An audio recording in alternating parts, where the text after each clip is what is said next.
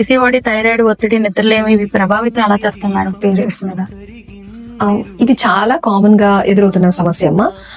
Usual గా PCOD ఉన్న వాళ్ళల్లో హార్మోనల్ అసమతుల్యత ఏర్పడుతుంది.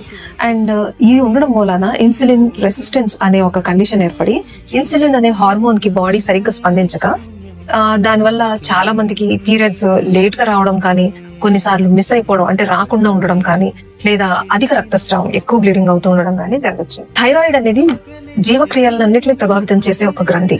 ఈ థైరాయిడ్ హార్మోన్స్ లో అప్ అండ్ డౌన్స్ ఉన్నప్పుడు, అంటే కొన్నిసార్లు ఈ గ్రంథి ఎక్కువ హార్మోన్స్ ని ప్రొడ్యూస్ చేస్తే దాన్ని హైపర్ థైరాయిడిజం అంటారు, తక్కువ హార్మోన్స్ ని ప్రొడ్యూస్ చేస్తే హైపోథైరాయిడిజం అంటారు. సో దీని వల్ల కూడా బ్లీడింగ్ తొందరగా రావడం, లేదా లేట్ గా రావడం, ఎక్కువ అవ్వడం లేదా తక్కువ అవడం కూడా జరగచ్చు.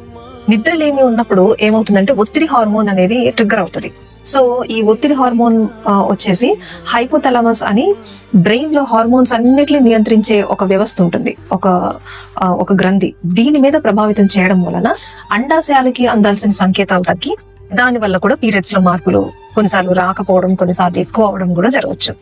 ఇంకా నిద్రలేమి అనేది కూడా ఈ ఒత్తిడి హార్మోన్ ని ప్రభావితం చేస్తుంది. అంటే కార్టిజోల్, ఒత్తిడి హార్మోన్ అంటే కార్టిజోల్ ని ప్రభావితం చేసి దీని వల్ల కూడా పీరియడ్స్ లో ఇర్రెగ్యులారిటీస్ అనేవి రావచ్చు.